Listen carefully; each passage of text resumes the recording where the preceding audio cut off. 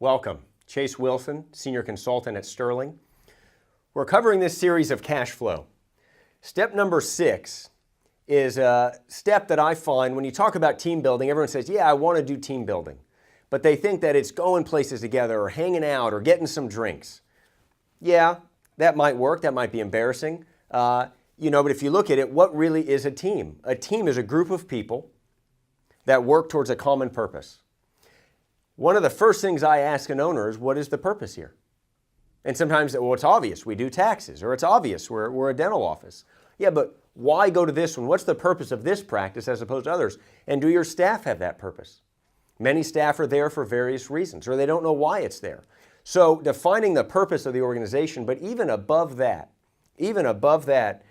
inform your team of goals, inform your team of situations in the office. I find a lot of times the owner takes so much on. Now realize the owner usually is the most billable, the owner is the most productive, the owner is usually the most knowledgeable.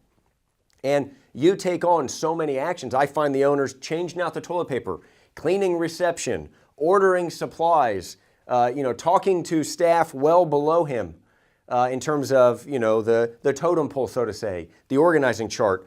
The receptionist down here, here's the owner, and there's 3 people that usually work with the receptionist, and the owner comes down and does the work. The owner's out there sweeping the driveway or the parking garage. So if you are finding you're getting hit with a lot of work and the staff are very okay, they're very comfortable with you doing most of the work, that tells me you do not have a team. Because if they saw their quarterback or their high billable person doing that work and they realized that was actually cutting their pay, that was cutting the viability of the practice, if they saw that and they were aware of that, they would, if they were good staff, they would knock that off. The amount of, hey, do you have a second? Right, which turns into 20 minutes because then you get into some conversation. Now you're interrupted from what you're doing. You take a break and you get, 5 or 6 of those a day? Okay, this is something I see very often is the owner says, once the staff leave, that's when I get most of my work done. I bill 2 hours during the day or I get this much and then I get caught up on work at night. That's mainly for a lot of accountants and attorneys. But even dentists say, during my breaks, I just get hit with all this stuff. I'm handling all these things. Well, the team needs to know the value of not only your time, they need to know the value of their time, the value of the other staff. They need to know what each team member brings. If you took, let's just use sports as an analogy, every team member is worth a certain amount of yards. Not to discriminate, but everyone's worth a certain amount of yards. Well, or a certain amount of points or goals or whatever you want to have it. Well, if I'm worth this much, it should be logical that you're going to support me to get that much done for the whole team to win. That's team building. If the team doesn't know, they can't take responsibility. If they don't know what the make break is. I ask many staff, I say, how's your office doing? They go, I don't know, it seems all right. Right? And the office is completely unviable. The office is borrowing money. It's heavily in debt and they have no idea. And the owner will say, well, I don't want them to know that. They're going to leave if they know that. Or many owners say, well, if they found out what I make, then they would demand for raises. What I usually find is the staff already think you make 5 or 6 times more than you actually make. They think you make so much money. They think everything that comes in goes to your pocket. They think you don't pay taxes. They think that it's just all a giant cash flow. They already think that.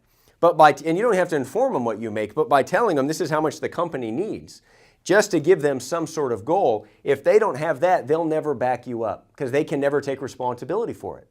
So you need to inform them of situations coming up in the office, what's hitting your plate, the value. The other thing on team building, which we're going to get into, we actually covered a little bit when we talked about investments. Right? So your good staff who are producing, those staff need to get bonuses. And the staff in general need to see that those people who are producing, including yourself as an owner, those people that are producing need to be backed up. And that actually is what gives them bonuses. When they realize that, all of a sudden the interruptions start getting cut down, they start backing those people up. Right? So when you talk about team building, it has a lot to do with getting them all on the same page. And so many times I go in offices and the staff just aren't in the know. They don't know what's going on. So one of the things that we do is we work a lot with staff here at Sterling. We inform them in such a way where it educates them and brings them up to a level.